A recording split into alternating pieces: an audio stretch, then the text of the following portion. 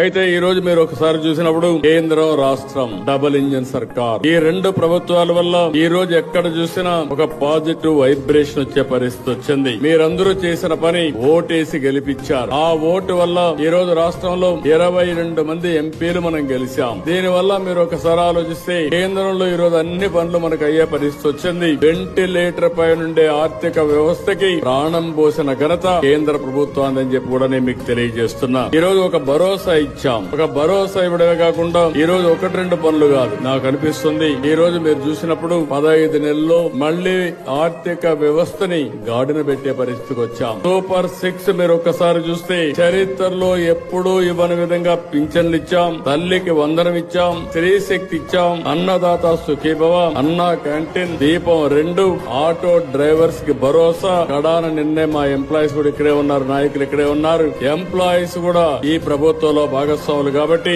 వారికి కూడా ఒక్క విడత డిఏ ఇచ్చి, హెల్త్ కార్డ్స్ కూడా ఒక్క నెలలో పూర్తి చేస్తామని హామీ ఇచ్చి, పోలీసులు అయితే ఎప్పుడూ డ్యూటీ చేస్తా ఉంటారు, అలాంటి వారికి ఒక నెల సరెండర్ లీవ్ కూడా ఎన్కాష్ చేసుకోవడానికి 210 కోట్ల రూపాయలు 2 ఇన్స్టాల్మెంట్లు ఇచ్చే పరిస్థితికి వచ్చాం. ఇవన్నీ చేస్తూనే ఇంకో పక్క సూపర్ జిఎస్టీ, సూపర్ సేవింగ్స్ జరిగాయి. ఒకప్పుడు 18% ట్యాక్సులు కట్టేటివి ఈ రోజు 5% కు వచ్చాయి. 12% కొన్ని 0% ఇదికి వచ్చే పరిస్థితికి వచ్చింది. ప్రతి ఒక్క కుటుంబానికి మేలు కలిగే జిఎస్టీ రిఫార్మ్స్ వచ్చాయి. ఈ రిఫార్మ్స్ కూడా మీరు ఒక్కసారి చూస్తే ఇవన్నీ కూడా నెక్స్ట్ లెవెల్ జనరేషన్ రిఫార్మ్స్ కి మనం ముందుకు పోయే పరిస్థితికి వస్తున్నాం.